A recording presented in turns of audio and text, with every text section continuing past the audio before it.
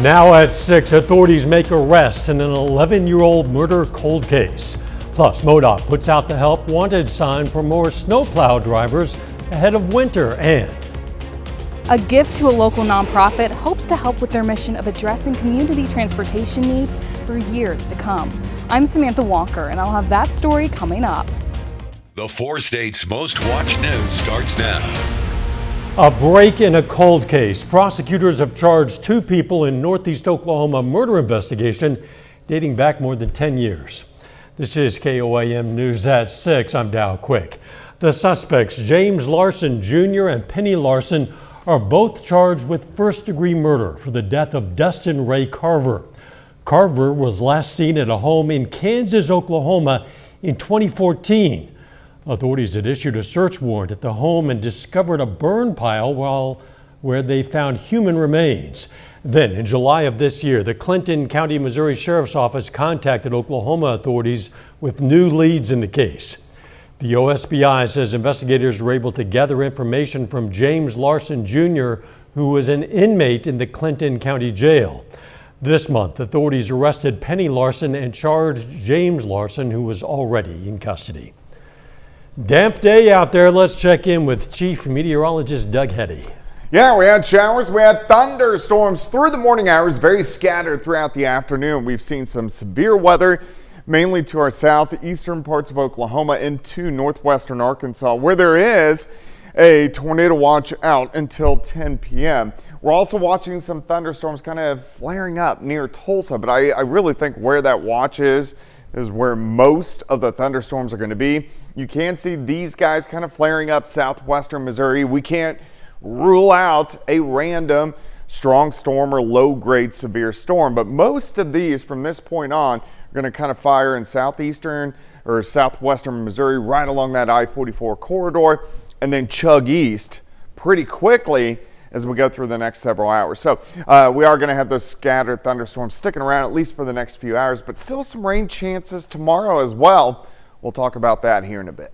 Catch in a few. Beginning on October 31st, Joplin Public Library patrons will no longer have online access to Hoopla. The announcement came today after the library passed its budget for the 2026 fiscal year, citing the fact that its pay-per-use model was simply no longer sustainable to accommodate all of the library's patrons. We're having to limit how many books could be downloaded by our patrons to stay within our budget, which led to only about 4% of our active patrons being able to use the service. So just sustainability-wise, it wasn't something that we could do long-term. Hoopla provides users with instant access to audiobooks, ebooks, movies, and music. The library is encouraging patrons to switch over to other online resources it offers, such as Overdrive, Libby, and Canopy. We're going to have a lot more on this story for you tonight on KOAM News at 10. MoDOT faces a driver shortage that could impact road safety this winter. The department is short on snowplow drivers across the state, with the Springfield area seeing the most vacancies. MoDOT is now offering flexible 8-hour shifts for part-time drivers to help fill the gaps. The new positions start at $22.91 per hour in the Ozarks. We are being more flexible with them because part-time help, they generally have another job, or maybe they're retired, or they've got a side gig. And so we're offering an 8-hour shift for them. Part-time applicants need a commercial driver's license, but full-time recruits can get CDL training through MoDOT. We're going to have more on this story for you tonight on KOAM News at 10. Over the past 5 years, Higher Power Garage in Joplin has helped get hundreds of families into safer vehicles. The auto shop serves those in need in the community, such as lower-income families, single parents, and veterans, with minor repairs like replacing brakes and tires. Well, now, as KOAM Samantha Walker shows us, an investment from a local couple will help the nonprofit continue this mission for years to come. I never dreamed it could ever be anything like it is today. Already this year, Higher Power Garage has done 500 repairs, 40 more than they did in all of 2024. That puts us over 2,000 repairs in the last 4.5 years and over $350,000 worth of free labor. The low-cost repair shop, started by Mike Gideon, works with families living at 150% of the poverty level, repairing their cars with free labor. They also offer educational programs from basic maintenance to budgeting and how to buy car insurance. It's really about giving a hand up. It's about helping them not just in their situation at the moment, but how do we better that situation in the future? The future is exactly what a gift from Jan and Wes Hauser is helping to support. A $50,000 endowment fund established by the Joplin Regional Community Foundation and managed by the Community Foundation of the Ozarks. It puts the money where you're not touching the money, you're only touching any sort of dividends or investment income that it provides. The Hauser family learned about higher power through the Community Foundation, who says the mission of the nonprofit really stuck with them. People who might not otherwise be able to afford one and might need it to get to work or get their kids to school, and that can really be a springboard toward better self-sufficiency. And I think those tenets of the mission here really spoke to Mr. and Mrs. Hauser. I was working in the shop a few weeks ago, and Wes pulls up and calls me and says, "Hey, would you come out and sit in my truck with me?" He tells me that they had it on their heart to help us with an endowment fund. And when they told me the amount, I was staggered. It's a gift that both the Hausers and Gideon hope will make an impact even after they're gone. Transportation is essential, and we hope to continue to grow this to make it to where it eliminates transportation as a barrier in our community. Reporting in Joplin, Samantha Walker, KOAM News. The Higher Power Garage team hopes to grow the endowment fund so it'll eventually completely cover shop overhead costs. That'll allow donations to go directly into their efforts to get safe vehicles to community members. The Wildcats start the year on fire. Ben McLeish has the story behind Neosho's secret to success on the football field. That's coming up in sports. But up first, seeking shelter in the city of Joplin. For what have you done to the least of these? You've done unto me. Tonight on KOAM News, we'll speak with a pastor of taking these words to heart and open up a Monday through Friday shelter for the homeless. I'm Ty Parks, and I'll have that story coming up. Don't miss Ashley's Super Sleep Weekend for 4 days. Recent studies list Joplin's homeless population in the hundreds. For any city, that can mean a stress on existing resources, but Joplin now has a new resource to ease some of the stress for its homeless population. A new daytime shelter. As KOAM's Ty Park shows us, this can mean a shower, clothes, and a safe place to rest. Whatever you've done to the least of these, my brethren, you have done unto me. These are the words of Christ that inspired the Last Day Shelter. So God gave us the idea to begin to open up Monday through Friday as a day center so that we can begin to do more to help our folks and more of a service for our folks. Monday through Friday, people can come and take a shower, get clothes, and have a safe place to rest. God has just been really on us about being more intentional about loving our folks and really beginning to help them, give them a hand up instead of a handout. Wednesdays, the staff will go out in the public and meet people for lunch and be in their space where they are. Tuesdays are discipleship days dedicated to getting closer to God. We have to be willing to help them get up, help them come out of the pit. And most of the folks we serve here are in a pit. They're at the very bottom. They want desperately to come off the street. They want to get freedom for their lives, and they don't know how to do it. And so that's what we're here for. We're here to help them do that. As we'll pick people up through the city and bring them to the shelter at 2124 Utica Street in Joplin. And my belief is that the only way to help these people find freedom for their lives and get off the drugs and help get off the street is to get them connected with Jesus. In Joplin, Ty Parks, KOAM News. The NAZ is looking for donations and volunteers to help with their mission. For those interested, the drop-off location is the Joplin First Church of the Nazarene. A little later, more than 200 companies compete for the region's top student talent.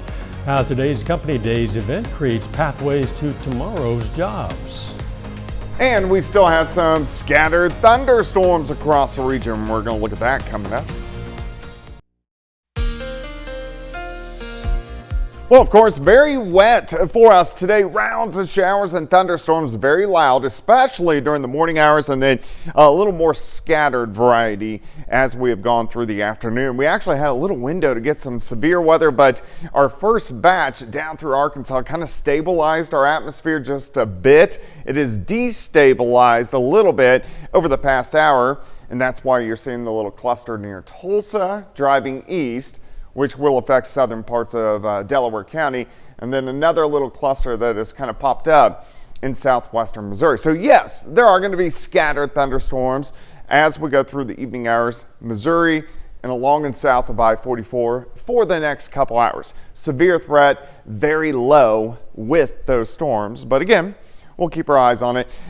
So still a couple storms in Benton County, and then once you get into Lawrence County and then up into St. Clair County, and then again just south of Bonita. But again, none of these are too strong. You can see a couple little showers popping up in Jasper County, but most of us have seen some decent amounts of rain. So these scoot out over the next hour or so. May get a random shower in here tonight, but overall, I think it's going to be pretty quiet.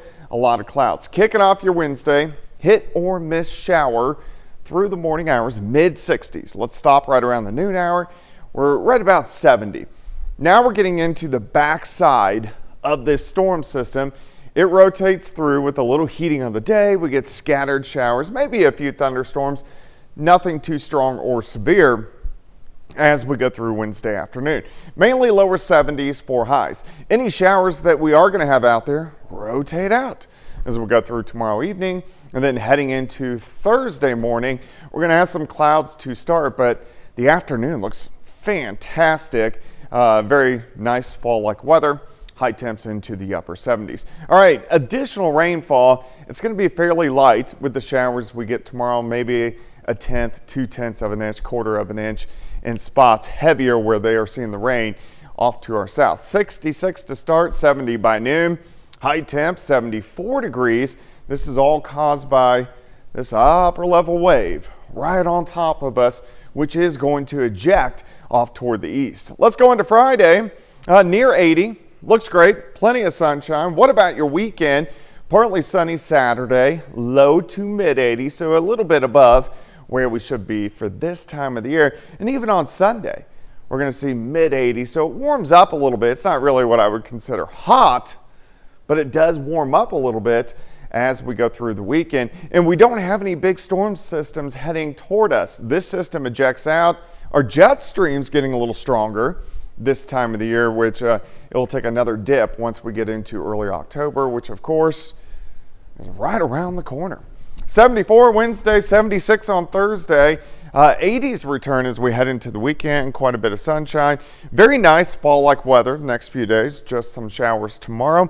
And Dow, it's good to see you back. Yeah, I heard a little rumor you've been in Ireland. That rumor is correct. It's been Okay. about 10 days there. My wife and I and a bunch of new friends from the 4 states. Beautiful scenery, beautiful cliffs, majestic sites, historic sites. We saw castles, 1,000-year-old historic sites, monasteries, and so on, and just great people as well. It was quite a pleasure experiencing the Irish culture and dancing and music with some new friends. We enjoyed it very much. Thanks, Doug. Still ahead, a Pitt State cross-country runner is named the MIAA Athlete of the Week. Plus, get a closer look at the Neosho football team following its undefeated 4-0 start. Ben McLeish has those stories and more. It's coming up next. For the second straight year, Neosho footballs started the season with 4 straight wins. Last year, the Wildcats finished with a winning record for the first time since 2018. Now they're well on their way to doing it again. And if you ask head coach Brandon Towdy, the results on the field are a clear reflection of the team's hard work off of it. We've got a good group of kids that have put in a ton of work in the off season. They've dedicated a lot of time since January, and so they're committed, and they just continue to show up every single day, ready to work and focus on that day and get better. And so when you invest that kind of time and work hard like they have, you can see the results from that. The Wildcat team embraces physicality, and that all starts with the guys up front on the offensive and defensive lines.